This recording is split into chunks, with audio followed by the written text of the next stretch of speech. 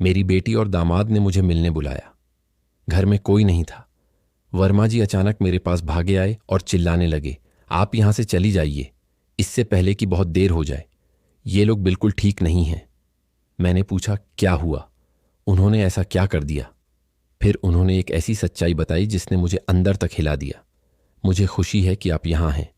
अगर आप ये वीडियो देख रहे हैं तो इसे लाइक करें, चैनल को सब्सक्राइब करें और कमेंट्स में मुझे बताएं कि आप मेरी प्रतिशोध की कहानी कहां से सुन रहे हैं। मैं जानना चाहती हूं कि यह कितनी दूर तक पहुंची है। मैं गुरुग्राम के बाहरी इलाके में अपनी बेटी आराध्या और दामाद गौरव के बड़े और खूबसूरत घर के सामने खड़ी हूं। एक हाथ से मैं अपना पुराना भारी सूटकेस खींच रही हूं और दूसरे हाथ से मैंने अपने 2 पोते पोतियों के पसंदीदा उपहारों से भरी एक टोकरी पकड़ी है। इतने सालों की दूरी के बाद मेरा दिल उम्मीद से भरा है, जैसे ताज़ी हवा का झोंका आता है। अपनी बेटी को गले लगाए हुए बहुत समय हो गया है।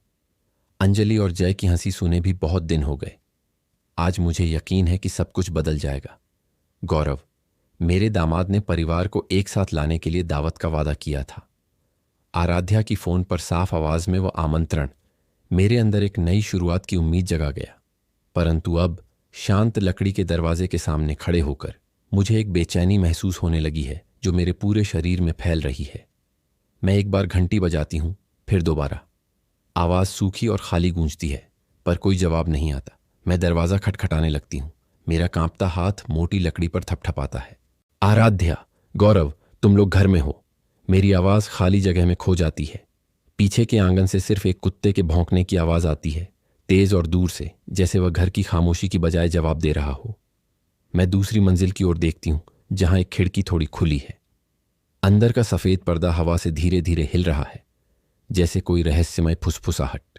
अचानक मेरा दिल बैठ गया। कुछ ठीक नहीं है। मैं दोबारा खटखटाने के इरादे से दरवाजे के पास जाती हूं। तभी अचानक बगल वाले घर का लोहे का गेट धड़ाम से खुलता है। धातु की चरमराहट से मैं चौंक जाती हूं। एक बुजुर्ग आदमी हड़बड़ाया हुआ बाहर भागता है। उसका चेहरा पीला है, उसकी आंखें चिंता से चौड़ी खुली हुई हैं। उसकी फीकी पड़ी टी शर्ट उल्टी सीधी पहनी हुई है, जैसे उसने जल्दी में पहनी हो। वह मेरी तरफ पागलों की तरह हाथ हिलाता है। उसकी आवाज में घबराहट है। बहन जी, अंदर मत जाइए। मेरा दिल बैठ गया। मैं हाथ में सूटकेस का हैंडल पकड़े हुए शांत रहने की कोशिश करती रही। आप क्या कह रहे हैं? मैं अपनी बेटी के घर क्यों नहीं जा सकती? मैंने कांपती आवाज में पूछा। अपनी उलझन छिपा नहीं पाई। वह आदमी घुटनों पर झुका, हाँफ रहा था जैसे उसने बहुत लंबी दूरी तय की हो। उसने मुझे देखा। उसकी आंखों में डर और दृढ़ता का मिश्रण था। भागिए, इससे पहले कि बहुत देर हो जाए, उसने लड़खड़ाती लेकिन दृढ़ आवाज में कहा।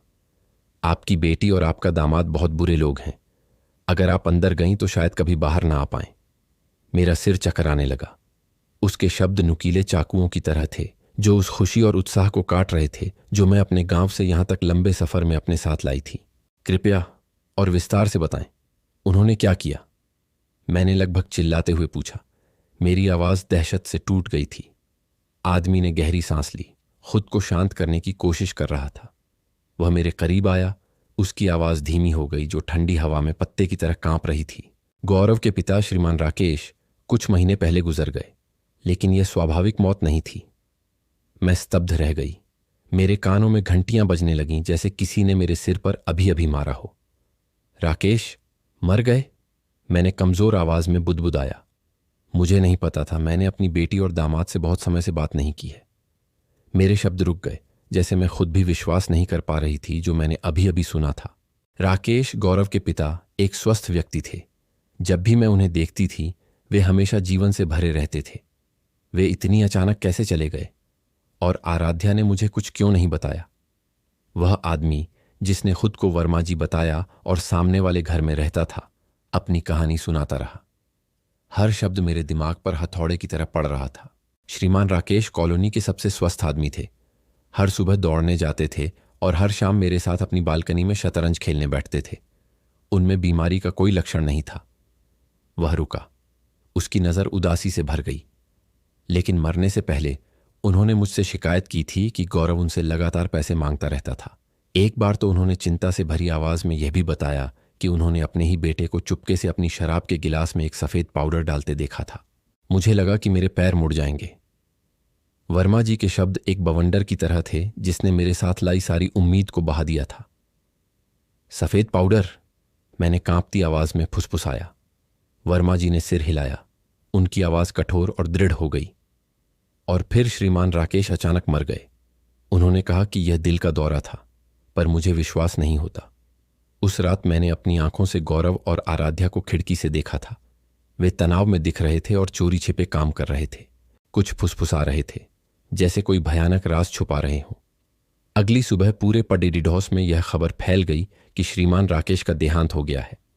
मैं अब और खदेदीदी नहीं रह सकती थी। मेरे घुटने जवाब दे गए और मैं ठंडी सीढ़ियों पर गिर गई।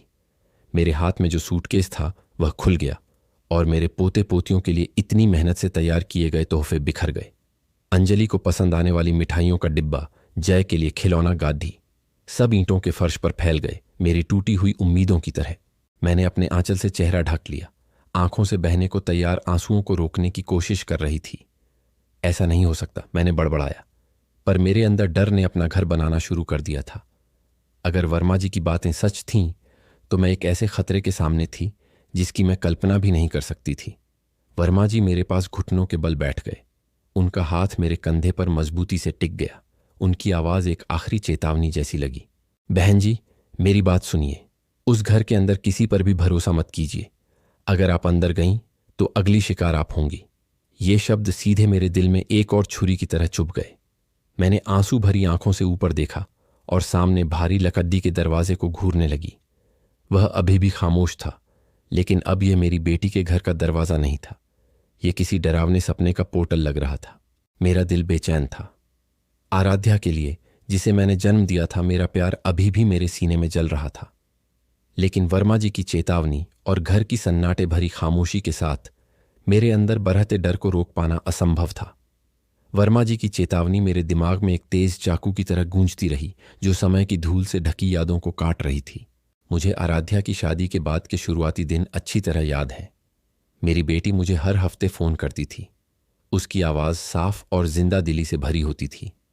माँ, आज मैंने आपको पसंद आने वाली दाल बनाई है, लेकिन गौरव कहते हैं कि थोड़ी नमकीन हो गई है। वह फोन पर हंसती थी, जैसे सब कुछ ठीक हो। मैं भी हंसती, ये सोचकर कि मेरी बेटी अपने चुने हुए आदमी के साथ खुशी खुशी रह रही है। लेकिन फिर फोन कॉल कम होते गए। एक हफ्ता, फिर 2 और फिर पूरा 1 महीना बिना किसी खबर के बीत गया।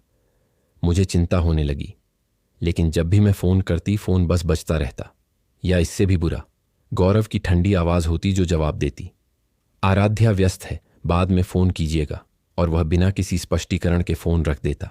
एक बार ऐसा हुआ जिसे मैं कभी नहीं भूल पाऊंगी, जब आराध्या ने देर रात मुझे फोन किया। उसकी आवाज एक धीमी फुसफुसाहट थी, जैसे उसे डर हो कि कोई उसे सुन लेगा। माँ, गौरव नहीं चाहते कि मैं आपको अब और फोन करूं।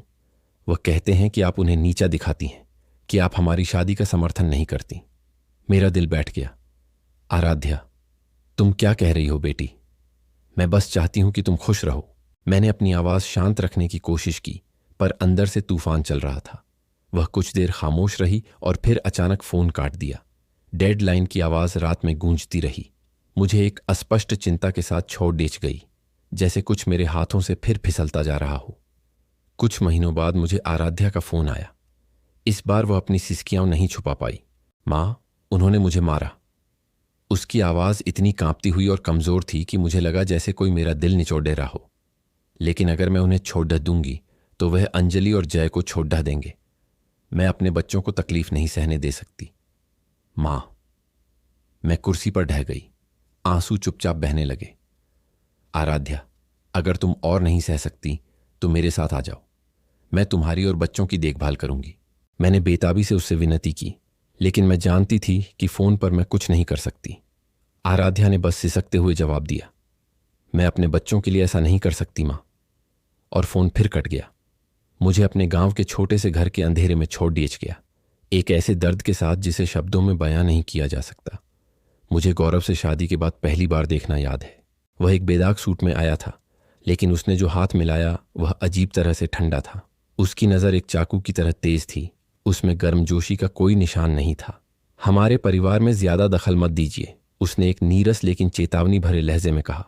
मैं ठंडी पर डेच गई। ये समझ नहीं पा रही थी कि मैंने ऐसा क्या किया था कि उसने मुझसे ऐसी बात कही। उस पल के बाद आराध्या से लगभग सारा संपर्क टूट गया। मेरी कॉल का जवाब अक्सर गौरव देता था, जो तुरंत फोन रख देता था। एक बार मैंने बहुत सुबह फोन करने की कोशिश की, यह उम्मीद करते हुए कि आराध्या जवाब देगी, लेकिन मैंने बस उसकी गुर्राती हुई आवाज सुनी। हमें अकेला छोड़ देच दो। मैं फोन कान पर लिए बैठी रही जबकि आंसू मेरे गालों पर लुढ़क रहे थे। मैं आराध्या की मां थी और अब मुझे अपनी ही बेटी की जिंदगी से बाहर निकाली गई एक अजनबी की तरह महसूस हो रहा था। उन सालों में मैं बेताब होकर जीती रही।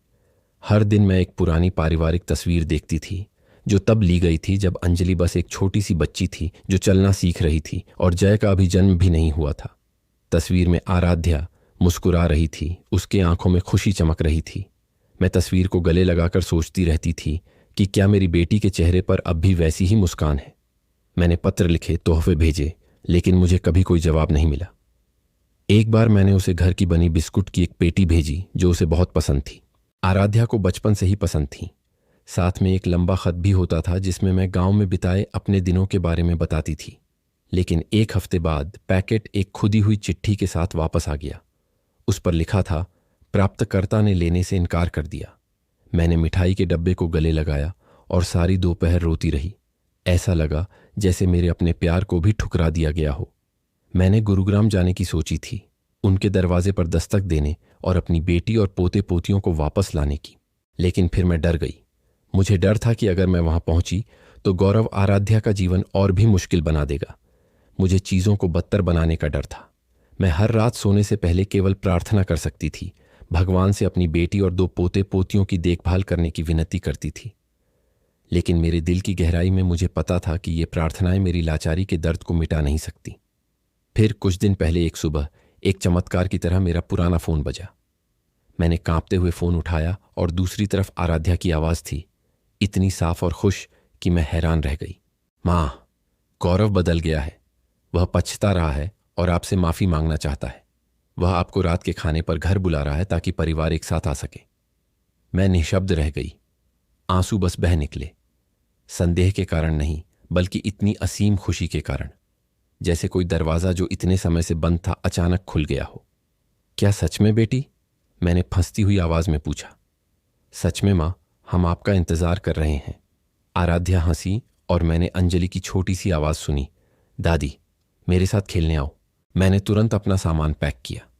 मैंने चांदी की बालियों का एक जोड़ा निकाला, वह उपहार जो मैंने आराध्या की शादी से बचाकर रखा था, इस उम्मीद में कि मैं उसे एक बार फिर उन्हें पहने हुए देखूंगी। मैंने सावधानी से मीठी मिठाइयों का डिब्बा पैक किया जो अंजलि को बहुत पसंद था, और वह सुपर हीरो कॉमिक जिसे जय छोटे होने पर बहुत प्यार करता था। मेरी पड़ोसी वर्मा जी ने मुझे इतना तैयार देखकर मुस्कुराया। कहाँ जा रही हो इतनी खुश? मैं चमकती हुई मुस्कुराई। हल्का महसूस कर रही थी, जैसे मेरे कंधों से एक बड़ा बोझ उतर गया हो। मेरे दामाद ने मुझे अपने घर बुलाया है। वह सुलह करना चाहते हैं। मैं अपनी बेटी और पोते पोतियों से मिलने जा रही हूं।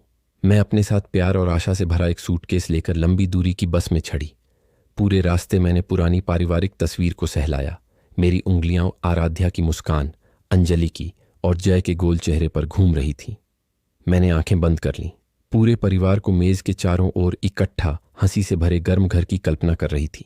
मेरे दिल में एक नाजुक विश्वास पनपा कि सारा दुख बीत चुका है, कि गौरव वास्तव में बदल गया था और मैं अपनी बेटी को फिर से गले लगाऊंगी। जब बस गुरुग्राम पहुंची तो मैंने आराध्या को फोन किया। उसने मुझे खुशी खुशी दिशा निर्देश दिए। सीधा घर आ जाओ मां, हम यहां तुम्हारा इंतजार कर रहे हैं। मैं मुस्कुराई। ऐसा लगा जैसे मेरा दिल इतने सालों से सुन्न पड़ा रहने के बाद फिर से धड़कने लगा हो।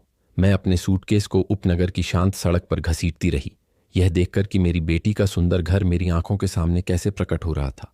सब कुछ चमकदार साफ था, जैसे वह मेरा स्वागत कर रहा हो।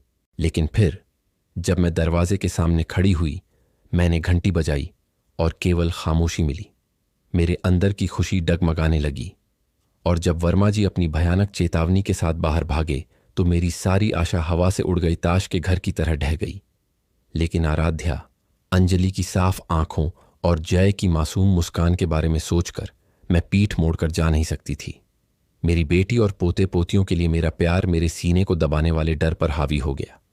मैंने गहरी सांस ली, अपना हाथ दरवाजे के हैंडल पर रखा और खुद से कहा कि चाहे कुछ भी हो, मुझे इसका सामना करना होगा। आराध्या के लिए, मेरे पोते पोतियों के लिए और मेरे लिए। जैसे ही मेरी उंगलियों ने दरवाजे को छुआ, वह एक हल्की सी चरमराहट के साथ खुल गया। गौरव कान से कान तक मुस्कुराते हुए दिखाई दिया, लेकिन उसकी आंखें ठंडी थीं, उनमें जरा भी गर्माहट नहीं थी। उसने एक बेदाग सफेद कमीज और अच्छी तरह से इस्त्री की हुई पतलून पहनी थी, जो एक आदर्श मेजबान लग रहा था। माँ आ गई। इतनी देर बाहर क्यों खड़ी रहीं? उसकी आवाज जबरदस्ती दोस्ताना लगी। मैंने अपने अंदर बढ़ रही बेचैनी को छिपाने की कोशिश करते हुए मुस्कुराई। मैं बस पड़ोस की थोड़ी तारीफ कर रही थी, मैंने थोड़ी कांपती हुई आवाज में जवाब दिया, सूटकेस के हैंडल को कसकर पकड़े हुए, जैसे मैं बची हुई थोड़ी सी शांति से चिपकी हुई थी। इससे पहले कि मैं कुछ और कह पाती, मैंने अंदर से भागते हुए कदमों की आवाज सुनी। आराध्या लाल आंखों के साथ बाहर भागी और मुझे कसकर गले लगा लिया। उसके कंधे मेरी बाहों में कांप रहे थे और मैं उस कमजोरी, उस डर को महसूस कर सकती थी जिसे वह दबाने की कोशिश कर रही थी। माँ, मैंने आपको बहुत याद किया, आराध्या ने एक दबी हुई आवाज में कहा, जैसे वह कुछ और को डुबोने के लिए बहुत जोर से बोलने की कोशिश कर रही हो। मैंने उसे कसकर गले लगा लिया, उसके बालों की जानी पहचानी खुशबू को अंदर खींचा, उन आंसुओं को रोकने की कोशिश की जो बहने की धमकी दे रहे थे। मैंने भी तुम्हें बहुत याद किया बेटी, मैंने धीरे से उसकी पीठ सहलाते हुए फुसफुसाया, लेकिन मेरे दिमाग में वर्मा जी के शब्द गूंज रहे थे जिससे मैं कांप उठी। बच्चों की छोटी छोटी आवाजों ने मुझे मेरे विचारों से बाहर निकाला। अंजलि और जय दौड़ते हुए मेरे पास आए, मेरे गले लग गए। दादी, हमेशा हमारे साथ रहना, अंजलि ने अपनी चमकती आंखों से कहा। जय एक चमकती मुस्कान के साथ मेरा हाथ पकड़ लिया। दादी, मेरे पास एक गाड़ी है, एक नया खिलौना, रुको मैं तुम्हें दिखाती हूं। अपने दो नन्हे देवदूतों को देखकर मेरा दिल पिघल गया, पर उस खुशी के पल में भी मुझे घर में एक ठंडी हवा का झोंका महसूस हुआ।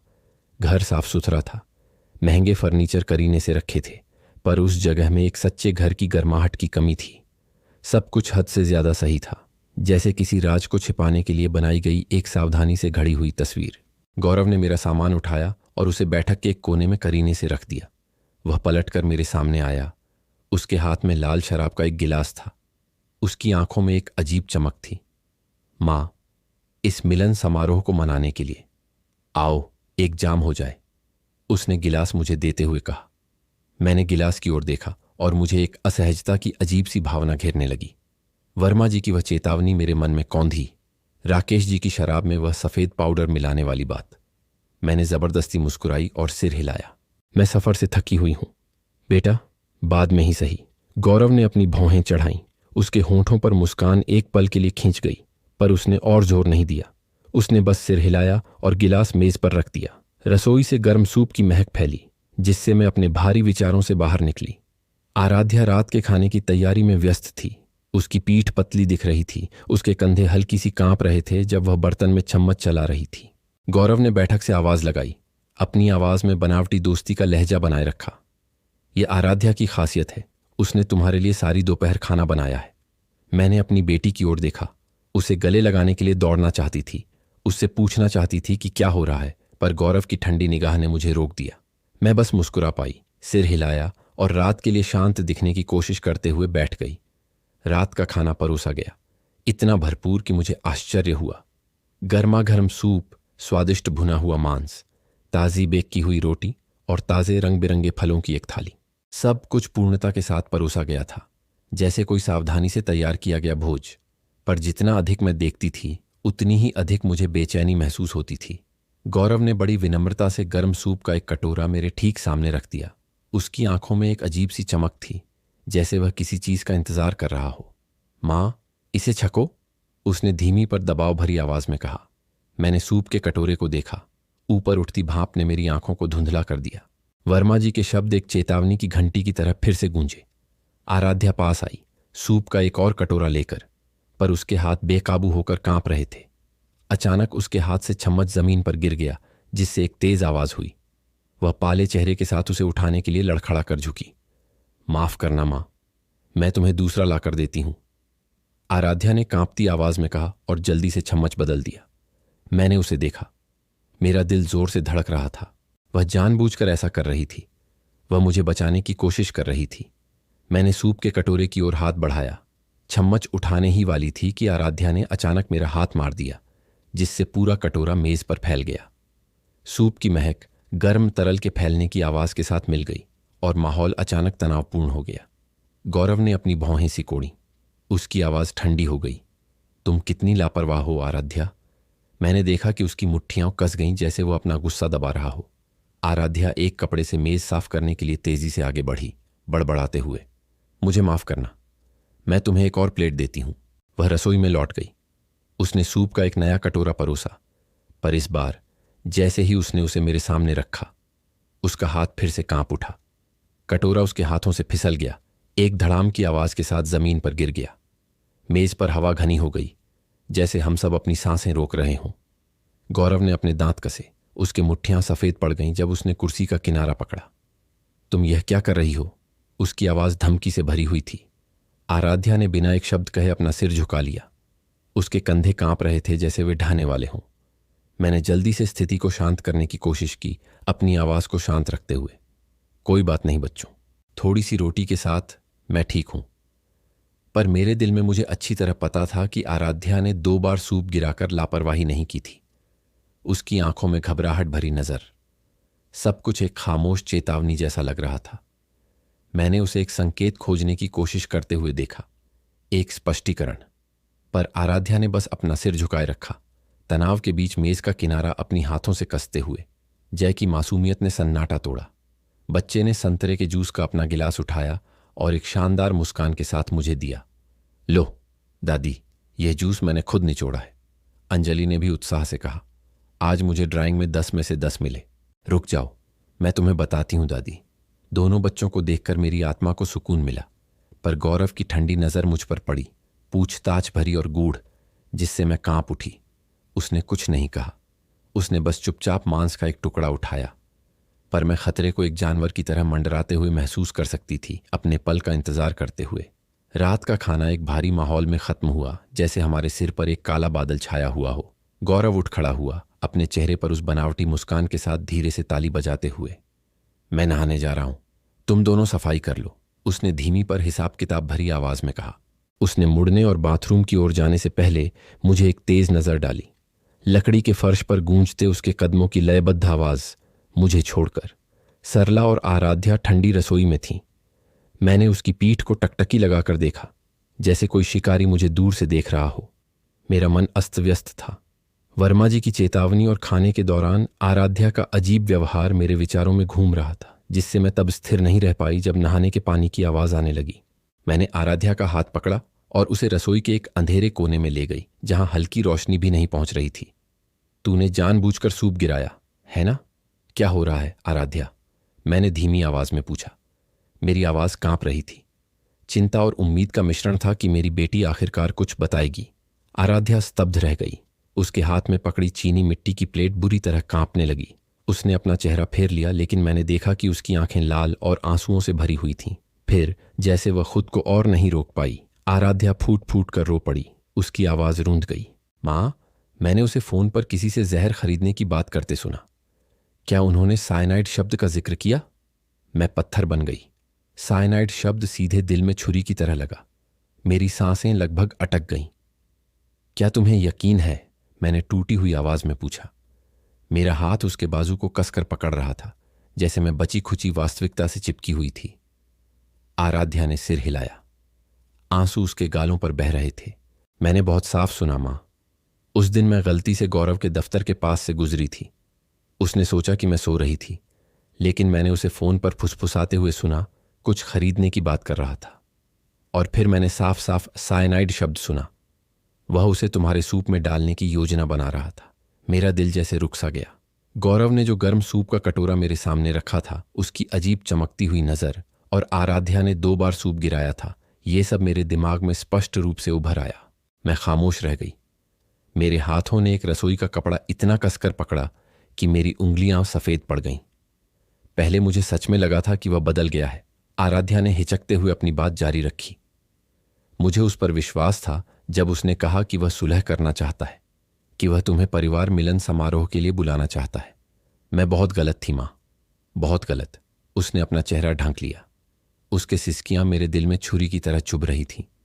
मैं उसे गले लगाना चाहती थी, उसे बताना चाहती थी कि सब ठीक हो जाएगा, लेकिन डर मुझे घोंट रहा था। मैंने उसे अपने करीब खींचा और फुसफुसाया, रो मत, मैं यहां हूं, हम कोई रास्ता निकालेंगे। लेकिन उसी पल जय के रसोई में भागने की आवाज ने मुझे चौंका दिया। बच्चा अपनी चमकदार लाल खिलौना कार पकड़े हुए था और चिल्लाया, दादी, मेरे साथ खेलो। मैं चाहता हूं कि तुम इस कार को धक्का दो। अंजलि उसके पीछे पीछे आई और नखरे भरी आवाज में बोली, मम्मी, मुझे केक चाहिए। आराध्या ने जल्दी से आंसू पोंछे और एक नकली मुस्कान दी। जरूर मेरे प्यार, चलो मैं तुम्हें थोड़ा परोसती हूं, उसने सामान्य लगने की कोशिश करते हुए कहा, लेकिन मैंने देखा कि अलमारी खोलकर प्लेट निकालते समय उसके हाथ अभी भी कांप रहे थे। मैंने बच्चों के ध्यान भट जाने का फायदा उठाया और बर्तन धोने के लिए नया स्पंज ढूंढने का नाटक किया। चलो मैं स्पंज ढूंढती हूं, यह यहीं नीचे होगा, मैंने जानबूझकर जोर से कहा ताकि मेरे दिल की धड़कनें सुनाई न दें। मैं झुकी, सिंक के नीचे की कैबिनेट खोली। मेरा दिल छाती से बाहर आने को था। सफाई की बोतलें करीने से रखी हुई थीं, लेकिन उनके पीछे एक अंधेरे कोने में छिपा हुआ एक छोटी कांच की शीशी थी। लेबल हल्की रोशनी में चमक रहा था और लाल अक्षरों में शब्द था, साइनाइड। यह मेरी आंखों में चुभने वाली एक तेज धार वाली छुरी जैसा था। मैंने कैबिनेट को धड़ाम से बंद कर दिया, उस चीख को दबाते हुए जो मेरे गले से निकलना चाहती थी। आराध्या की ओर मुड़ते हुए मैंने फुसफुसाया। मेरी आवाज इतनी कांप रही थी कि मैं शायद ही कुछ समझ पाई। तुम सही थी, यह यहीं रसोई में है। आराध्या ने मेरा हाथ पकड़ लिया। डर से उसकी आंखें चौड़ी हो गईं। मां, हम अभी पुलिस को नहीं बुला सकते, उसने फुसफुसाया। उसकी आवाज लगभग टूटने वाली थी। अगर हमारे पास स्पष्ट सबूत नहीं है तो उसे पता चल जाएगा, और अगर उसे पता चला वह हम सबको मार डालेगा। मैंने उसे शांत करने की कोशिश में सिर हिलाया, लेकिन मैं खुद भी कांप रही थी। साइनाइड की उस छोटी शीशी की तस्वीर मुझे परेशान कर रही थी। एक याद दिलाती थी कि मौत इसी घर में दुबकी हुई थी। ठीक उसी पल शावर का पानी अचानक बंद हो गया। गौरव के कदमों की आवाज धीरे धीरे लेकिन भारी गूंजी, जैसे वह जानबूझकर समय बढ़ा रहा हो देखने के लिए। वह अपने बाल अभी भी गीले और शरीर से चिपकी हुई टी शर्ट पहने हुए बाहर आया। उसने आंखें भींची, हम दोनों को रसोई के कोने में सिकुड़े हुए देखा। तुम दोनों इतनी क्या फुसफुसाहट कर रही हो? उसकी आवाज नीरस थी, लेकिन मैंने हर शब्द में छिपी ठंडी संदेह महसूस किया। मैंने अपनी आवाज शांत रखने की कोशिश की और एक नकली मुस्कान दी। बस आराध्या को बता रही थी कि अगली बार खाना बनाते समय थोड़ा और ध्यान रखे ताकि सूप बर्बाद न हो। आराध्या ने बार बार सिर हिलाया, लेकिन उसके हाथ अभी भी मेरी ब्लाउज के किनारे से चिपके हुए थे। गौरव ने तिरस्कारपूर्वक मुस्कुराया। एक बेजान मुस्कान उसके करीब आई। उसकी नजर मुझ पर गड़ी हुई थी, जैसे वह मेरे दिमाग के हर विचार को खोलना चाहता हो। ओह हां, उसने शब्द को लंबा खींचते हुए कहा और फिर धीरे धीरे सिंक की ओर चला। नल खोलकर हाथ धोने लगा, लेकिन मुझे पता था कि वह जांच कर रहा था, छानबीन कर रहा था। उसी पल मेरी पीठ में सिहरन दौड़ गई, जैसे ठंडी हवा का एक झोंका मेरे आर पार हो गया हो। अगली सुबह मैं चिड़चिड़ी आंखों के साथ उठी। मैं मुश्किल से सो पाई थी। साइनाइड की शीशी की छवि मेरे दिमाग में घूम रही थी। सिंक के नीचे मिला साइनाइड का जार और आराध्या का आंसू भरा इकरार, ये सब मेरी आंखों के सामने घूम रहा था। गौरव आज कुछ जल्दी उठ गया था। उसकी शांति दिल को दहलाने वाली थी। उसने खुद ही कॉफी बनाई। पूरे रसोई घर में उसकी तेज खुशबू फैल गई। एक कप मेरे सामने रखते हुए वह ऐसे मुस्कुराया जैसे बर्फ जमी हो। लीजिए मां, इसमें मैंने थोड़ी चीनी डाली है ताकि आपको और अच्छी लगे। उसकी आवाज नरम थी, लेकिन उसकी निगाहें छुरी की तरह तेज थीं, मानो वह मेरी हर प्रतिक्रिया को परख रहा हो। मैंने कॉफी के कप को देखा। उससे भाप उठ रही थी और मेरा दिल जोर से धड़क रहा था। क्या इसमें कुछ मिलाया गया है? क्या उसने इसमें कुछ डाल दिया होगा? ठीक वैसे ही जैसे उसने अपने पिता के साथ किया था। मैंने एक स्वाभाविक मुस्कान देने की कोशिश की, लेकिन मेरी हथेलियां मेज के नीचे कांप रही थीं। धन्यवाद बेटा, पर मैं सुबह चाय पीने की आदी हूं। कॉफी पीने से नींद नहीं आती, मैंने शांत रहने की पूरी कोशिश करते हुए कहा। गौरव ने अपनी एक भौं ऊपर उठाई। उसकी नजरें पल भर के लिए गहरी हो गईं, पर उसने बिना जोर दिए बस सिर हिला दिया। मैंने तिरछी नजरों से आराध्या को देखा, जो मेरे सामने बैठी रसोई की रोशनी में अपने नाश्ते की प्लेट पर सिर झुकाए हुए थी। उसकी आंख के नीचे एक हल्का सा चोट का निशान देखा। पिछली रात की उसकी गुस्से वाली लड़ाई का घाव था वो। मेरा दिल दुख से भर गया। मुझे पता था कि आराध्या और मैंने रसोई में खुसर पुसर करने के बाद गौरव ने अपना सारा गुस्सा उसी पर निकाला था। शायद वह इसलिए गुस्से में था क्योंकि आराध्या ने 2 बार सूप गिराकर उसकी सारी योजना पर पानी फेर दिया था। मैं उसे दौड़कर गले लगाना चाहती थी, पूछना चाहती थी कि उसने क्या किया, पर आराध्या की डरी हुई नजरें मुझसे गुहार लगा रही थीं कि मैं कुछ भी जल्दबाजी न करूं। मैं बस मेज के नीचे अपनी मुट्ठियां भींच सकी, अपने अंदर उठने वाले क्रोध और दर्द को दबाते हुए। अंजलि अपनी बचपन की मासूमियत के साथ इस घुटन भरे माहौल को तोड़ दिया।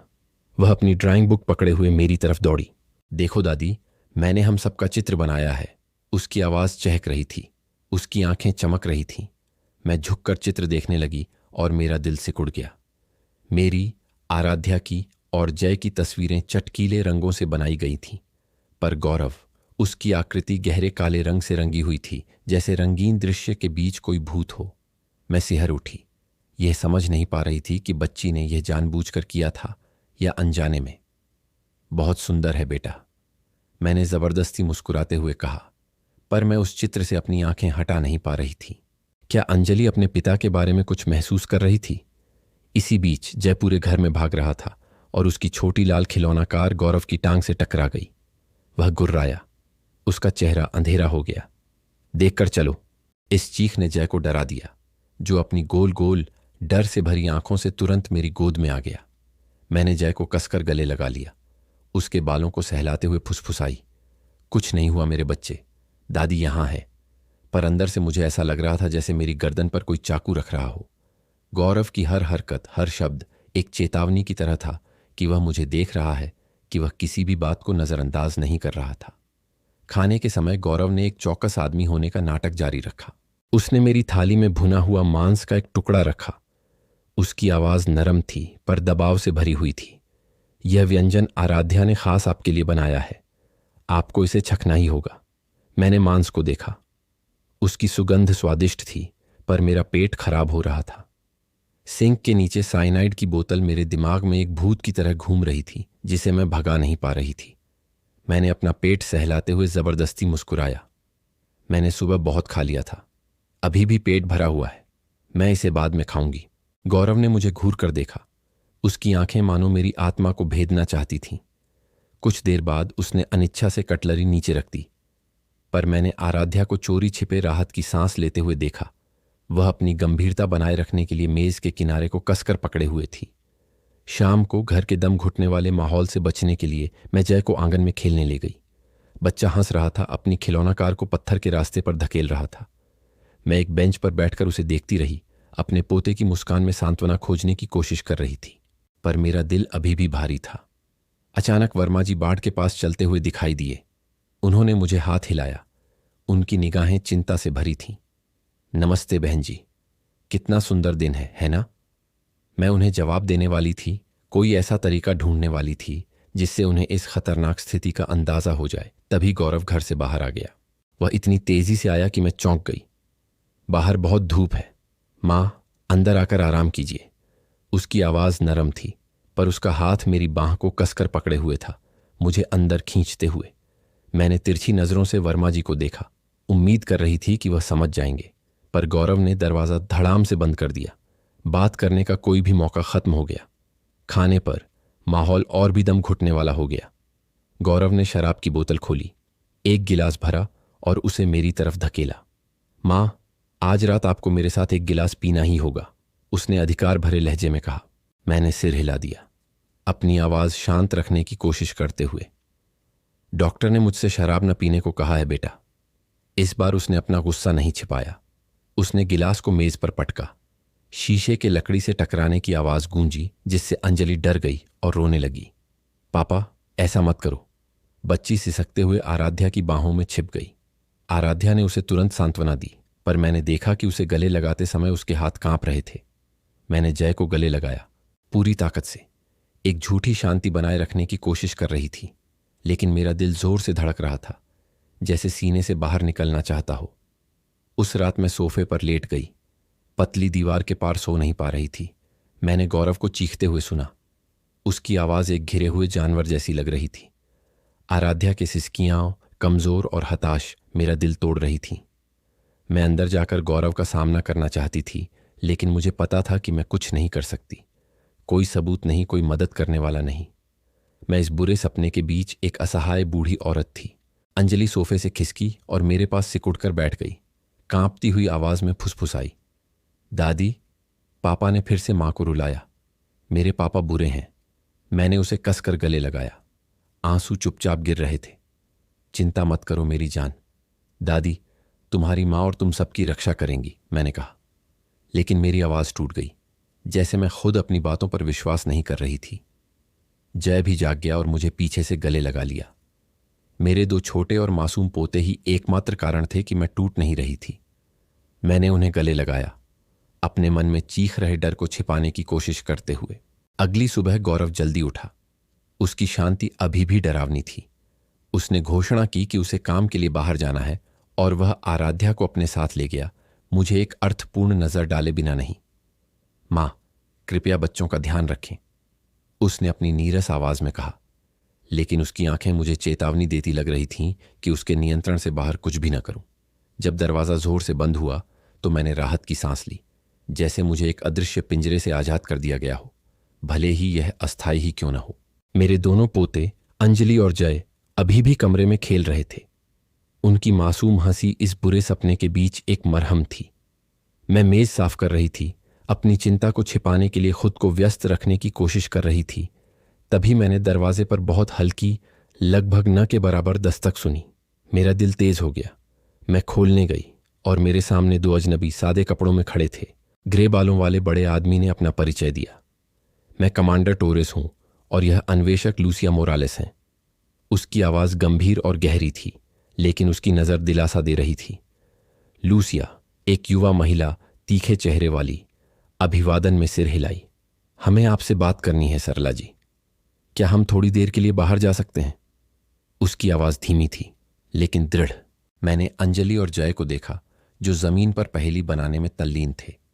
मैं उन्हें छोड़ना नहीं चाहती थी, लेकिन मेरी अंतर्ज्ञान मुझे बता रहा था कि यह इस बुरे सपने से बचने का अवसर हो सकता है।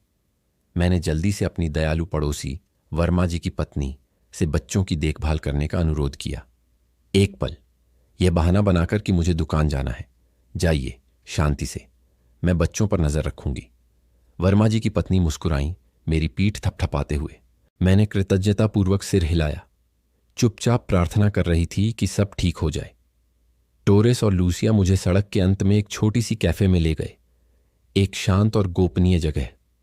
हम एक अलग कोने में बैठ गए, जहां कॉफी की सुगंध एक पुराने स्पीकर से बज रहे धीमे संगीत के साथ मिल रही थी। कमांडर टोरेस सीधे मुद्दे पर आए। उनकी आवाज गहरी लेकिन तेज थी। सरला जी, हम आपकी बेटी के पड़ोसी वर्मा जी के बयान के लिए यहां हैं। वह दावा करते हैं कि मरने से पहले गौरव के पिता श्रीमान राकेश पूरी तरह से स्वस्थ थे। उन्होंने वर्मा जी को बताया कि उन्होंने गौरव को चुपके से अपनी शराब के गिलास में एक सफेद पाउडर डालते हुए देखा था। मुझे लगा कि मेरा खून जम गया। सिंक के नीचे साइनाइड की शीशी की छवि स्पष्ट रूप से मेरे सामने आ गई। सफेद पाउडर, मैंने कांपती हुई आवाज में बुदबुदाया। लूसिया ने अपनी ठंडी लेकिन दृढ़ता से भरी नजर से जारी रखा। हमने जांच की है और पाया है कि गौरव पर गुरुग्राम के खतरनाक अपराधी समूह सालगादो गिरोह का बहुत बड़ा कर्ज है। उसके पिता की मृत्यु ठीक तब हुई जब उसे वह कर्ज चुकाने के लिए पैसे की जरूरत थी और कुछ ही समय बाद उसे श्रीमान राकेश की पूरी संपत्ति विरासत में मिली। लूसिया के शब्द मेरे सिर में हथौड़े की तरह लगे, कांपते हुए। मैंने सब कुछ बताया, अपनी आवाज को शांत रखने की कोशिश करते हुए, लेकिन मेरे हाथ इतनी कसकर दबे हुए थे कि दर्द हो रहा था। मैंने अपनी आंखों से एक कांच की शीशी देखी जिस पर साइनाइड लिखा था, रसोई के सिंक के नीचे छिपी हुई, मैंने कहा। उस भयानक पल को याद करते हुए मेरी आवाज टूट गई। आराध्या ने भी मुझे बताया कि उसने गौरव को एक कॉल पर साइनाइड का जिक्र करते हुए सुना था। मुझे डर है कि वह मुझे नुकसान पहुंचाने की योजना बना रहा है। टोरेस ने सिर हिलाया। उसका चेहरा एक तराशी हुई चट्टान जितना गंभीर था। यह एक अत्यंत महत्वपूर्ण सबूत है सरला जी। यदि संभव हो तो उस साइनाइड की शीशी की तस्वीर लेने की कोशिश करें। हम श्रीमान राकेश के शरीर को फिर से पोस्टमार्टम के लिए निकालने की प्रक्रिया कर रहे हैं। यदि हमें जहर के निशान मिलते हैं तो हमारे पास गौरव को गिरफ्तार करने का पर्याप्त आधार होगा।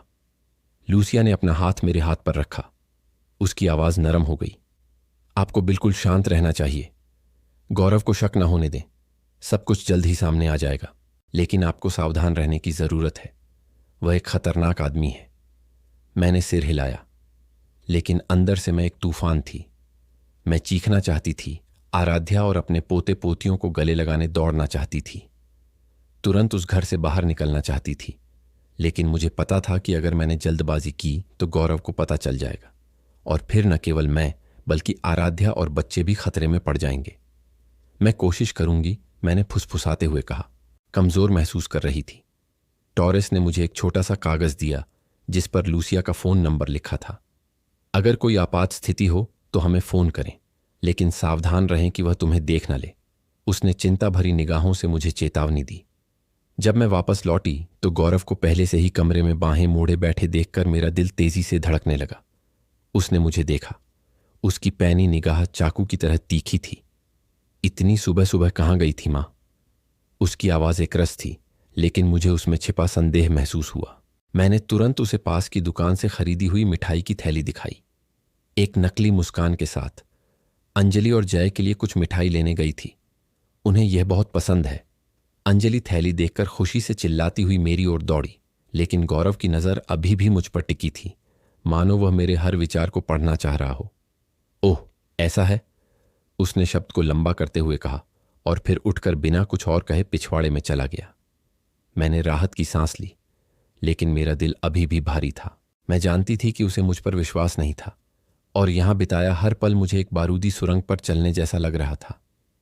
मैंने अंजलि को गले लगाया, उसके बालों पर हाथ फेरते हुए अपनी पोती की मासूम मुस्कान में सांत्वना पाने की कोशिश की, लेकिन साइनाइड की शीशी, वर्मा जी की चेतावनी और आराध्या की हताश नजर मुझे लगातार सता रही थी, जिससे मैं कांप रही थी।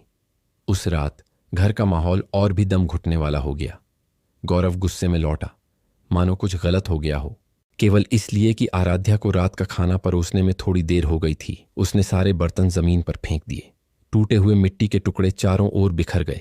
धमाका एक खतरे की तरह गूंजा। अंजलि डर के मारे चीखी, मेरी बाहों में पनाह लेती हुई, जबकि जय अपनी गोल आतंक से भरी आंखों के साथ मेरी टांग से चिपका हुआ था। तुम हमेशा इतनी धीमी क्यों रहती हो? गौरव गरजा। उसकी आंखें लाल थीं। आराध्या चुपचाप खड़ी रही, टुकड़े उठाने के लिए नीचे झुकती हुई। उसके हाथ कांप रहे थे, जैसे वह ढहने वाली हो। कांपते हुए मैंने अपने दोनों पोते पोतियों को कसकर गले लगाते हुए उन्हें बचाया, फुसफुसाते हुए कहने की कोशिश की, कुछ नहीं हुआ मेरे बच्चे, दादी यहां है। लेकिन अंदर से मुझे लग रहा था कि मैं खुद टुकड़ों में टूट रही हूं। अपनी प्यारी बेटी आराध्या को इस तरह अधीनता में सिर झुकाए देखना मुझे रुला गया। मैं उसी पल गौरव का सामना करना चाहती थी, लेकिन लूसिया के शब्द मेरे दिमाग में गूंज रहे थे, उसे शक न होने दें। मुझे पता था कि अगर मैंने जल्दबाजी में काम किया तो सारी उम्मीदें धूमिल हो जाएंगी। आराध्या और गौरव के घर में बिताया हर दिन एक खामोश लड़ाई की तरह था, जहां मुझे शांत रहने का ढोंग करना पड़ता था, जबकि मेरा दिल डर से कांपना बंद नहीं करता था।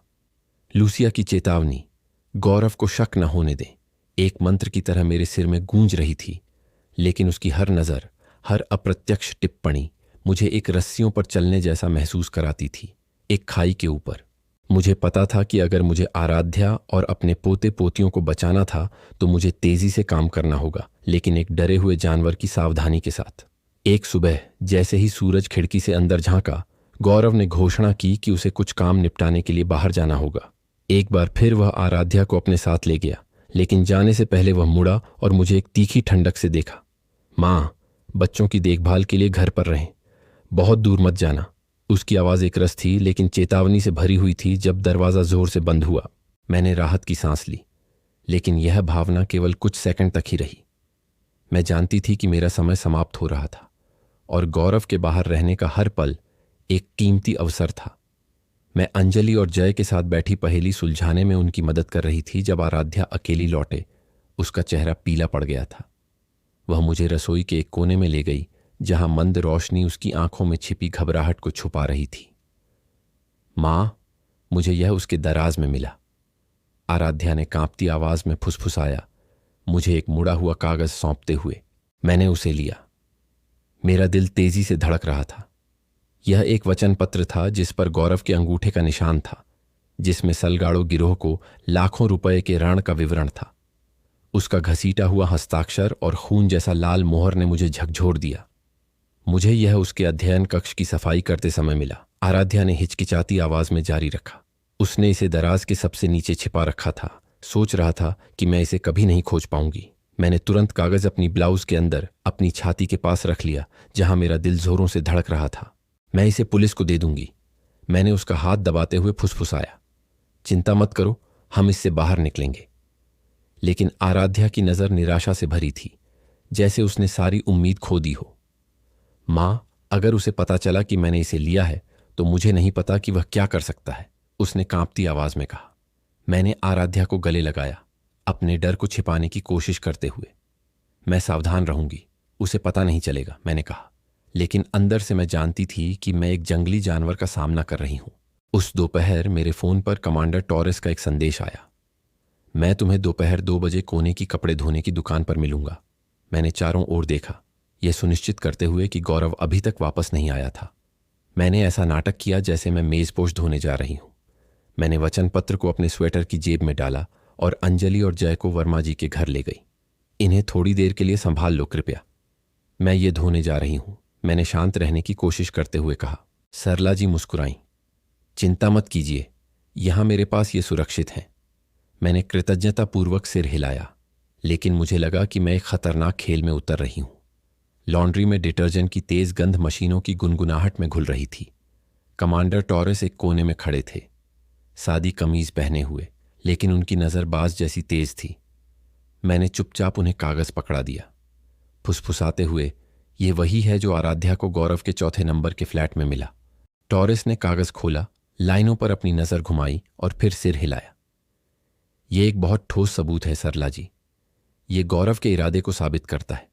यदि हम इसे पोस्टमार्टम रिपोर्ट के साथ मिलाते हैं तो हमारे पास उसे गिरफ्तार करने के लिए पर्याप्त आधार होगा। मैंने राहत की सांस ली, लेकिन मेरा दिल अभी भी भारी था। धन्यवाद कमांडर, मैंने कांपती आवाज में कहा, लेकिन कृपया जल्दी कीजिए। मुझे डर है कि वह मेरी बेटी और मेरे पोते पोतियों को कुछ कर देगा। कुछ दिनों बाद जब मैं अंजलि के साथ आंगन में खेल रही थी, मेरा फोन बजा। ये लुसिया थी। सरला जी, हमारे पास पोस्टमार्टम रिपोर्ट आ गई है। उसकी आवाज गंभीर लेकिन दृढ़ता से भरी हुई थी। श्रीमान राकेश के शरीर में साइनाइड के निशान हैं। जैसा आपने कहा था, गौरव ने अपने पिता को विरासत के लिए झर दिया था। मैं ठंडी पड़ गई, फोन को कसकर पकड़े हुए। सिंक के नीचे साइनाइड की शीशी की तस्वीर मेरे सामने एक दुःस्वप्न की पुष्टि की तरह स्पष्ट रूप से आ गई। तो अब हम क्या करते हैं? मैंने टूटी हुई आवाज में पूछा। अगर आपको मौका मिले तो साइनाइड की शीशी की तस्वीर ले लीजिए, लुसिया ने जवाब दिया। हमें मौके से सीधे सबूत चाहिए, लेकिन बहुत सावधान रहें, उसे शक नहीं होने दें। उस रात घर का माहौल पहले से कहीं ज्यादा घुटन भरा था। गौरव मेज पर बैठा एक अखबार पलट रहा था, लेकिन उसकी निगाहें मुझसे नहीं हट रही थीं। अचानक उसने एक व्यंग्यात्मक लहजे में कहा, बूढ़े लोग कभी कभी स्ट्रोक से पीड़ित होते हैं, बहुत आसानी से माँ। एक साधारण खाना जो उन्हें सूट न करे, किसी भी समय उन्हें ले जा सकता है। उसके शब्द एक ठंडी हवा के झोंके की तरह थे जो मेरी पीठ से गुजर गए। मैंने एक नकली मुस्कान दी और जवाब दिया, हाँ मैं जानती हूं बेटा, मैं सावधान रहूंगी। लेकिन अंदर से मुझे ऐसा लग रहा था कि मैं एक ऐसे जानवर के सामने खड़ी हूं जो हमला करने वाला है। गौरव दिन अब दिन और चिड़चिड़ा होता जा रहा था। आराध्या की एक साधारण नज़र, बच्चों का एक मासूम वाक्य उसे गुर्राने के लिए काफ़ी था। अंजलि और जय डरे हुए रहते थे, हमेशा मेरे से चिपके रहते थे। एक दोपहर जब मैं अंजलि को एक कहानी सुना रही थी, बच्ची ने मुझे कसकर गले लगा लिया और रोने लगी। दादी, मेरे पापा ने हम सबको छोड़ने की धमकी दी है। उन्होंने कहा कि अगर मैं अच्छा व्यवहार नहीं करती तो वह माँ और मुझे निकाल देंगे। मैंने उसे टूटे हुए दिल से गले लगा लिया। नहीं मेरे बच्चे, मैं ऐसा नहीं होने दूंगी, मैंने फुसफुसाया, लेकिन मेरी आवाज़ टूट गई जैसे कि मुझे खुद पर विश्वास नहीं था। एक सुबह गौरव के बाहर जाने का फ़ायदा उठाकर मैंने अपनी सारी हिम्मत जुटाई और रसोई में खिसक गई। मेरा दिल जोरों से धड़क रहा था। जब मैंने सिंक के नीचे की अलमारी खोली तो साइनाइड की शीशी अभी भी वहीं थी, एक काले कोने में, एक भूत की तरह। कांपते हुए मैंने अपना फ़ोन निकाला और एक जल्दी से तस्वीर ले ली। घर में हर छोटी सी आवाज़ मुझे उछलने पर मजबूर कर रही थी। मैंने लुसिया को तस्वीर भेज दी। मेरा दिल अभी भी तेजी से धड़क रहा था, जैसे गौरव किसी भी समय आ सकता था। मिल गया, लुसिया का जवाब आया, एक चेतावनी के साथ। आपने बहुत अच्छा किया, सुरक्षित रहें, हम कार्रवाई करने वाले हैं। आराध्या और गौरव के घर में अगले कुछ दिन एक अंतहीन दुःस्वप्न की तरह थे, जहां हर पल तनाव और डर से भरा था।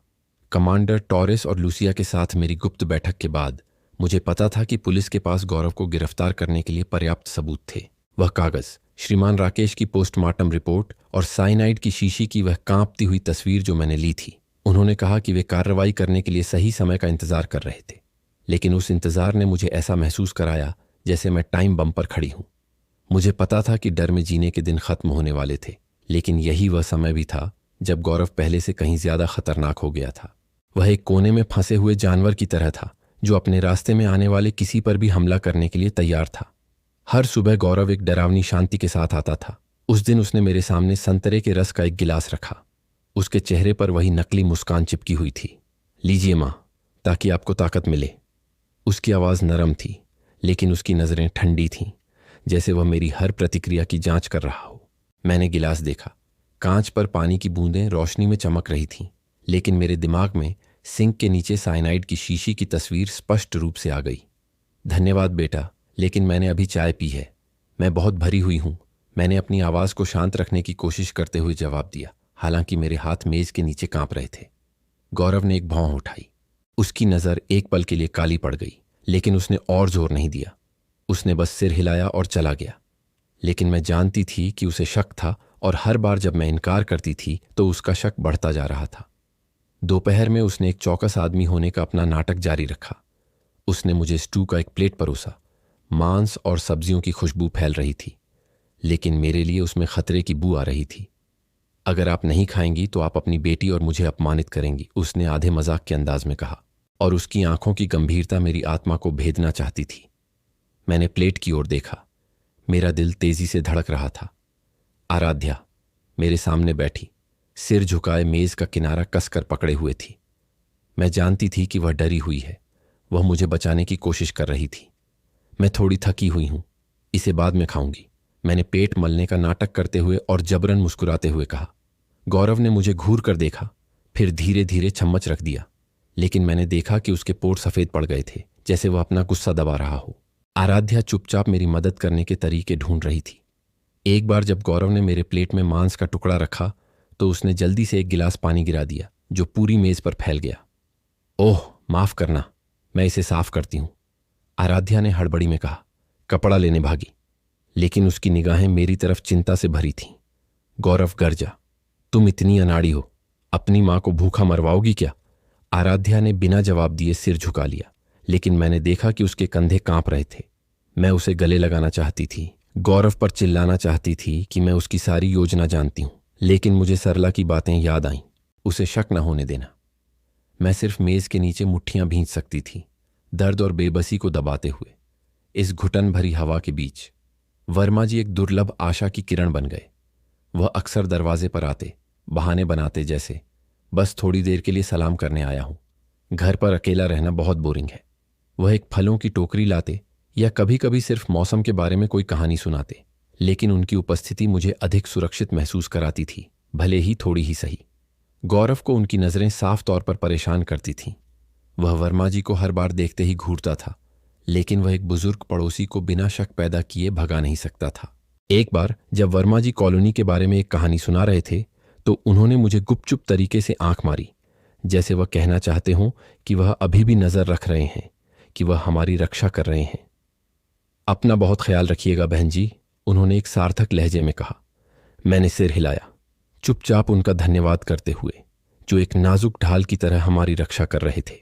इस बीच मुझे सरला का एक संदेश मिला, जिसमें पुष्टि की गई थी कि पुलिस गौरव के चारों ओर घेरा कस रही है। हमने पाया कि उसने श्रीमान राकेश की विरासत का पैसा सलगाड़ो गैंग के साथ अपने कर्ज का एक हिस्सा चुकाने के लिए इस्तेमाल किया।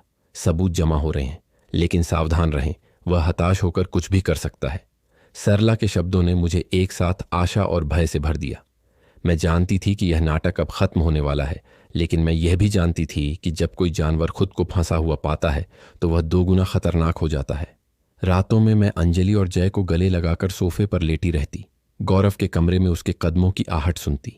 वह अपने आप से बुदबुदाता रहता था, उसकी आवाज़ धीमी लेकिन तनाव से भरी होती थी। बस मुझे ये ख़त्म करना है और सब ठीक हो जाएगा। ये शब्द मेरे दिल में एक छुरा घोंपने जैसे थे। यह से उसका क्या मतलब था? मैं, आराध्या या हमारा पूरा परिवार? मैंने अपने पोते पोतियों को और कसकर गले लगाया, अपने अंदर चीखते हुए डर को छिपाने की कोशिश कर रही थी। अंजलि सोई हुई फुसफुसाई, दादी मत जाओ। मैंने उसके बालों को सहलाया, आंसू चुपचाप गिर रहे थे। मैं कहीं नहीं जा रही मेरे बच्चे, मैंने कहा, लेकिन मेरी आवाज़ टूट गई, जैसे मैं खुद भी इस पर विश्वास नहीं कर रही थी। मैंने चुपके से अपना फ़ोन देखा। सरला ने एक संदेश भेजा था, हम गिरफ्तारी वारंट तैयार कर रहे हैं, सुरक्षित रहें, कुछ भी जल्दबाजी में न करें। मैंने फ़ोन रख दिया, प्रार्थना करते हुए कि पुलिस गौरव के कुछ भयानक करने से पहले कार्रवाई करे। उस मनहूस रात घर में हवा इतनी घनी थी कि मुझे सांस लेने में दिक्कत हो रही थी। गौरव ने एक असामान्य रूप से भव्य दावत तैयार की थी, जैसे वह एक अंतिम दृश्य प्रस्तुत कर रहा हो। भुने हुए मांस और ताज़ी बेक्ड रोटी की सुगंध हवा में भर गई, लेकिन मेरे पेट में सिर्फ हलचल हो रही थी। उसने लाल शराब का एक गिलास उठाया। उसकी आंखें एक बुरे छिपाए हुए आग्रह से चमक रही थीं। मां, आज आपको मेरे साथ एक गिलास पीना होगा, यह दिखाने के लिए कि आप हम पर भरोसा करती हैं। उसकी आवाज़ नरम थी, लेकिन मैंने हर शब्द में छिपी धमकी सुनी। गिलास रोशनी में चमक रहा था, लेकिन मेरे मन में सिंक के नीचे साइनाइड की शीशी की छवि स्पष्ट रूप से दिखाई दी। मैंने मुस्कुराने की कोशिश की, अपने कांपने को छिपाने के लिए मेज का किनारा कसकर पकड़ा। मुझे रक्तचाप की शिकायत है, डॉक्टर ने मुझे शराब से मना किया है, मैंने अपनी कमजोर आवाज में एक बहाना ढूंढते हुए कहा। लेकिन गौरव ने मुझे बीच में ही टोक दिया। उसकी आवाज एक गुर्राहट में बदल गई, उसकी निगाहें गहरी हो गईं। सिर्फ एक घूंट, या क्या आप सोचती हैं कि हम आपको नुकसान पहुंचाना चाहते हैं? उसके शब्द सीधे मेरे दिल में एक चाकू की तरह चुभ गए। मैंने आराध्या को देखा, जो उसके बगल में खड़ी थी। उसका चेहरा पीला पड़ गया था, उसके कांपते हाथ कुर्सी के पीछे कसकर चिपके हुए थे। उसने सिर झुका रखा था, लेकिन मैंने उसकी आंखों में आंसू देखे, जैसे वह मुझसे उस गिलास को न छूने की भीख मांग रही हो। अंजलि ने एक बच्ची की मासूमियत के साथ घुटन भरी खामोशी तोड़ी। दादी, पापा के साथ पियो।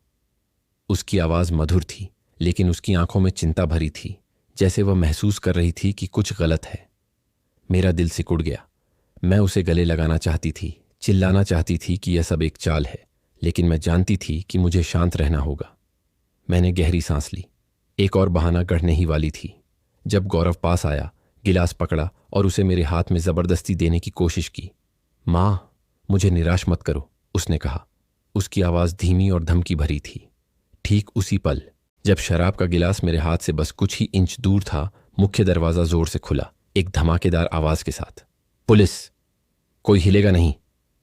कमांडर सिंह की आवाज दमदार और मजबूत थी। विशेष एजेंटों की एक टीम हथियारों और टॉर्च के साथ अंदर आई, सीधे गौरव की तरफ इशारा करते हुए।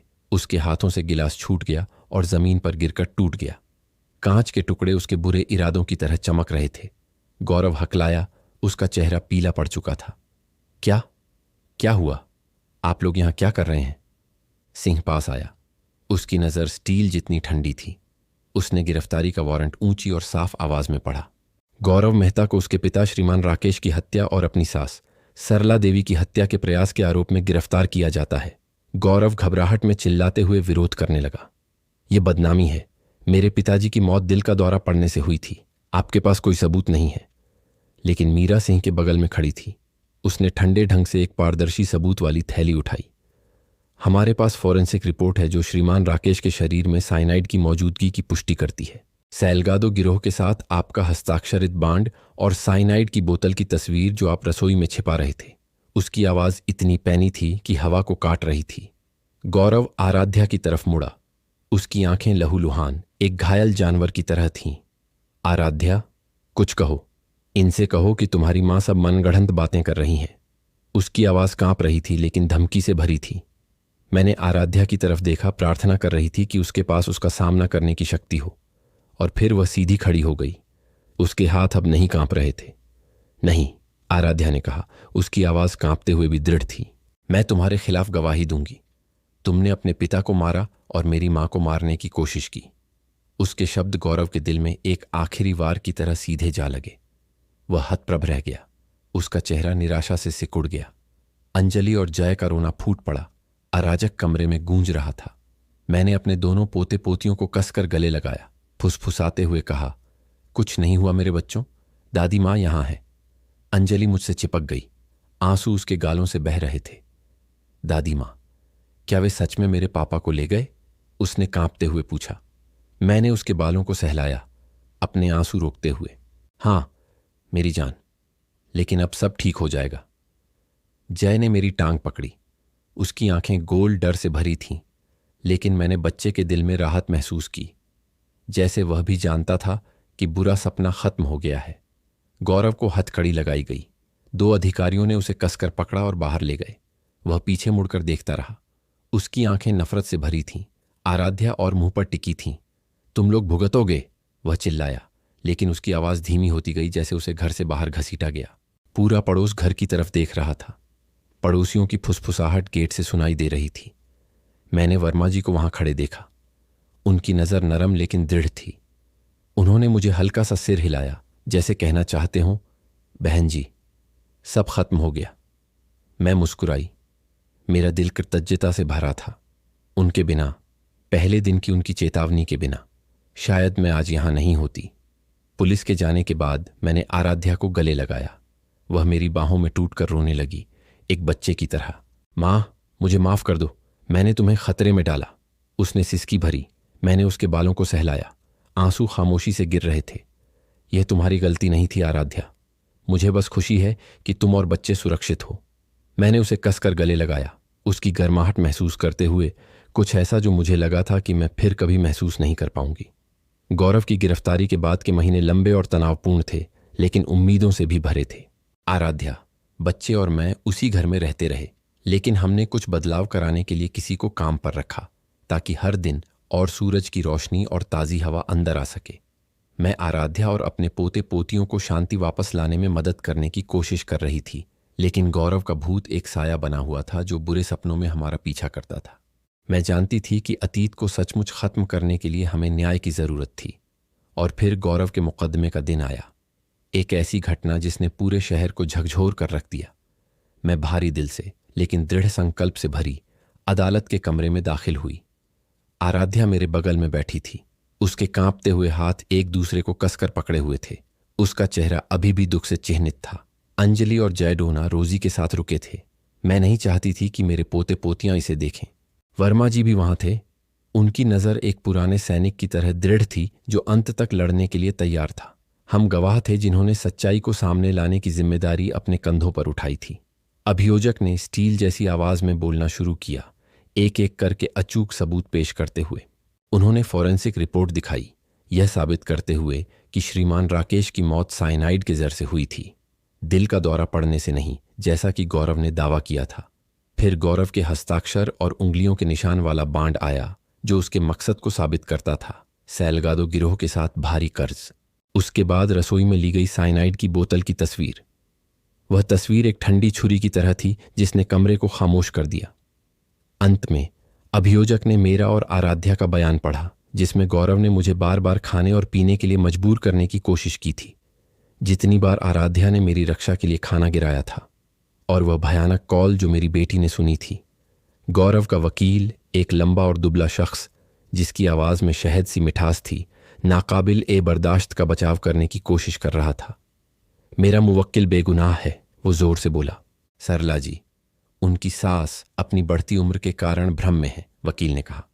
और आराध्या जी, जो अपनी शादी से नाखुश हैं, उन्होंने यह कहानी अपने पति को नुकसान पहुंचाने के लिए घड़ी है। उनके शब्द मेरे दिल में तलवार की तरह चुभे। मैंने आराध्या को देखा, उसका सिर झुका हुआ था। उसके हाथ इतने जोर से भींचे हुए थे कि सफ़ेद पड़ गए थे, लेकिन मैं इन झूठों को जीतने नहीं दे सकती थी। मैं खड़ी हो गई, गहरी सांस ली और मेरी आवाज़ शांत कमरे में गूंज उठी। मैं अच्छी तरह जानती हूं मैंने क्या देखा। मेरे अपने दामाद ने जहर वाली दाल और शराब का गिलास तैयार किया था। मैंने रसोई में साइनाइड की बोतल देखी थी और उसकी धमकियां भी सुनी थीं। मैं पागल नहीं हूं और मैं सच को ऐसे तोड़ा मरोड़ा नहीं जाने दूंगी। मेरे शब्दों ने चुप्पी तोड़ी, जिससे कमरे में फुसफुसाहट फैल गई। मैंने वर्मा जी की ओर देखा। उन्होंने हल्का सा सिर हिलाया, जैसे मुझे प्रोत्साहित कर रहे हों। अब आराध्या की बारी थी। वह खड़ी हुई। उसके हाथ अभी भी कांप रहे थे, लेकिन उसकी आवाज दृढ़ थी। उसने मेल मिलाप करने का नाटक किया, लेकिन असल में वह मेरी मां की हत्या की योजना बना रहा था, आराध्या ने कहा। आंसू उसकी गालों पर बह रहे थे। मैंने उसे साइनाइड खरीदने के बारे में बात करते हुए सुना था। मैंने उसे हमारे परिवार के साथ बुरा व्यवहार करते देखा और मैं अब चुप नहीं रह सकती। उसका रुदन गूंज उठा, लेकिन यह मुक्ति का रोना था, एक ऐसी महिला का जिसने बरसों डर में फंसे रहने के बाद अपनी ताकत फिर से पाली थी। झूरी उनके गंभीर चेहरों से सुन रही थी। सरकारी वकील ने और अधिक विवरण प्रस्तुत करना जारी रखा। गौरव और सालगाड़ो गिरोह के बीच के संदेश। बैंक रिकॉर्ड जो दिखाते थे कि उसने विरासत का उपयोग कर्ज चुकाने के लिए किया था, और वर्मा जी की गवाही राकेश जी की मृत्यु से पहले उनकी आशंकाओं के बारे में थी। सब कुछ एक पूर्ण पहेली की तरह फिट बैठता था, जो एक ठंडे खून वाले हत्यारे की तस्वीर पेश कर रहा था, जो अपने पिता और सास को पाने के लिए बलिदान करने को तैयार था। घंटों की बहस के बाद झूरी ने आखिरकार अपना फैसला सुनाया। न्यायाधीश खड़े हुए। उनकी आवाज कमरे में गूंज उठी। गौरव मेंडेज को श्रीमान राकेश मेंडेज की हत्या और सरला जी की हत्या के प्रयास का दोषी ठहराया जाता है। आपके अपराधों की असाधारण रूप से गंभीर प्रकृति को देखते हुए आप समाज के लिए खतरा हैं। अदालत आपको पैरोल की संभावना के बिना आजीवन कारावास की सजा सुनाती है। मेज पर हथौड़े की आवाज उस बुरे सपने के अंत की तरह गूंज उठी जिसने हमारे परिवार को सताया था। गौरव अपनी कुर्सी पर गिर पड़ा। उसका चेहरा विकृत हो गया। उसकी खून से सनी आंखें आराध्या और मुझ पर टिकी थीं। उसने कुछ नहीं कहा, लेकिन उस नजर में घृणा भरी थी, जैसे वह हमें निगल जाना चाहता हो। मैंने आराध्या का हाथ पकड़ा। मैंने महसूस किया कि वह कांप रही थी, लेकिन मैंने उसमें एक नई ताकत भी देखी। पुलिस गौरव को ले गई, और जब कमरे का दरवाजा बंद हुआ तो मुझे लगा जैसे मेरे सीने से एक बड़ा पत्थर हट गया हो। आराध्या को मुकदमे के तुरंत बाद एक तरफा तलाक मिल गया, जिससे अंजलि और जय की पूरी कस्टडी मिल गई। जब हम अदालत से बाहर निकले तो मैंने अपने 2 पोते पोतियों का हाथ पकड़ा और गर्म धूप में चलने लगे। जय ने ऊपर देखा। उसकी गोल आंखें मासूमियत से भरी थीं। दादी, इसका मतलब है कि हमारे घर में अब कोई लड़ाई नहीं करेगा? मैं मुस्कुराई। आंसू चुपचाप गिर रहे थे। हाँ मेरे बच्चे, अब से हम केवल शांति से रहेंगे, मैंने उसके बालों को सहलाते हुए कहा। मेरा दिल उम्मीद से भर गया था। कई हफ्तों बाद एक शाम मैं छोटे से पिछले बगीचे में बैठी थी। आराध्या को सुनहरी धूप में कपड़े फैलाते हुए देख रही थी। वह मुस्कुरा रही थी, एक नरम लेकिन सच्ची मुस्कान, कुछ ऐसा जो मैंने लंबे समय से नहीं देखा था। अंजलि और जय लॉन में दौड़ रहे थे। उनकी हंसी एक ऐसी धुन की तरह गूंज रही थी जो मेरे दिल के घावों को भर रही थी। वर्मा जी ताजे कटे आमों से भरी एक टोकरी लेकर आए। उनके चेहरे पर एक प्यारी सी मुस्कान थी। बच्चों के लिए, उन्होंने टोकरी मेरे पास रखते हुए कहा। धन्यवाद वर्मा जी, मैंने कांपती आवाज में जवाब दिया। आपके बिना मुझे नहीं पता कि हमारा क्या होता। उन्होंने सिर हिलाया। उनकी नजर कोमल थी। आप जितनी सोचती हैं उससे कहीं अधिक मजबूत हैं सरला बहन जी। आपके परिवार को खुश रहने का हक है। वह अपने आंगन के पौधों को पानी देने के लिए मुड़े, लेकिन मैं जानती थी कि वह हमेशा वही पड़ोसी, वही दोस्त रहेंगे जिस पर हम भरोसा कर सकते हैं। इस शांत दृश्य को देखकर मुझे पता था कि बुरा सपना सच में खत्म हो गया था। हमारा छोटा घर भले ही साधारण था, अब प्यार और उम्मीद से भरा था। आराध्या ने पास के फूल की दुकान में काम करना शुरू कर दिया। उसके हाथ हर गुलदस्ते को कुशलता से सजाते थे, जैसे वह अपने जीवन के टुकड़ों को फिर से जोड़ रही हो। अंजलि स्कूल लौट आई। उसके चित्र अब चमकीले रंगों से भरे थे, जिसमें अतीत के गहरे निशान नहीं थे। जय अपनी चमकीली मुस्कान के साथ अक्सर मुझे गले लगाने के लिए दौड़ता था। मुझे रात को खुद बनाए नए खिलौनाकारों के बारे में बताता था। मैं खिड़की के पास बैठी हूं, पुरानी पारिवारिक तस्वीर को गले लगाए हुए, आराध्या की मुस्कुराती हुई छवि, अंजलि और जय उसके बगल में। यह अब एक दूर की याद नहीं है, यह एक अनुस्मारक है कि चाहे अंधेरा कितना भी डरावना क्यों ना हो, प्यार और ताकत हमेशा हमें रोशनी की ओर ले जाएगी। मैं एक प्रार्थना फुसफुसाती हूँ। भगवान का शुक्रिया अदा करती हूँ कि उन्होंने हमें यहाँ से, इस छोटे से घर से फिर से शुरुआत करने का मौका दिया। हंसी से गूंजेगा। मेरा परिवार एक नया भविष्य बनाएगा, जहाँ अब कोई डर नहीं होगा, केवल प्यार और शांति होगी। मैं इस कहानी और इन दर्दनाक अनुभवों के अंत तक आ गई हूँ। मैं समझती हूँ कि मैंने जो सबसे बड़ी सीख ली है वह यह है कि प्यार और हिम्मत ही अंधेरे को हराने के सबसे शक्तिशाली हथियार हैं। कभी भी खामोशी और डर को आपको अपने ही घर में शिकार न बनने दें। अपनी अंतरात्मा पर भरोसा करें। छोटी से छोटी बातों पर भी ध्यान दें, क्योंकि कभी कभी वे ही आपकी जीवन रक्षक हो सकती हैं। और सबसे बढ़कर न्याय। इसमें देर लग सकती है, लेकिन यह हमेशा आता है, बशर्ते हम अपने अपनों को बचाने की आस्था और दृढ़ संकल्प न छोड़ें। यह कहानी जो आपने अभी सुनी है, इसमें शामिल लोगों की पहचान की सुरक्षा के लिए नाम और स्थान बदल दिए गए हैं। हम यह सब किसी को आंकने के लिए नहीं बता रहे, बल्कि इस उम्मीद से कि कोई इसे सुने और सोचने पर मजबूर हो कि कितनी माताएं अपने ही घर में चुपचाप पीड़ा सह रही हैं। मैं सच में सोचती हूँ कि अगर आप मेरी जगह होते तो क्या करते। क्या आप शांति बनाए रखने के लिए चुप रहना चुनते, या आप अपनी आवाज वापस पाने के लिए हर चीज का सामना करने की हिम्मत करते? मैं आपकी राय जानना चाहती हूं, क्योंकि हर कहानी एक मोमबत्ती की तरह है जो किसी और के रास्ते को रोशन कर सकती है। ईश्वर हमेशा आशीर्वाद देता है और मुझे विश्वास है कि बहादुरी हमें बेहतर दिनों की ओर ले जाती है। इस बीच अंतिम स्क्रीन पर मैं आपको चैनल की 2 सबसे पसंदीदा कहानियां छोड़ रही हूं। मुझे यकीन है कि वे आपको हैरान कर देंगी। इस पल तक मेरे साथ रहने के लिए धन्यवाद।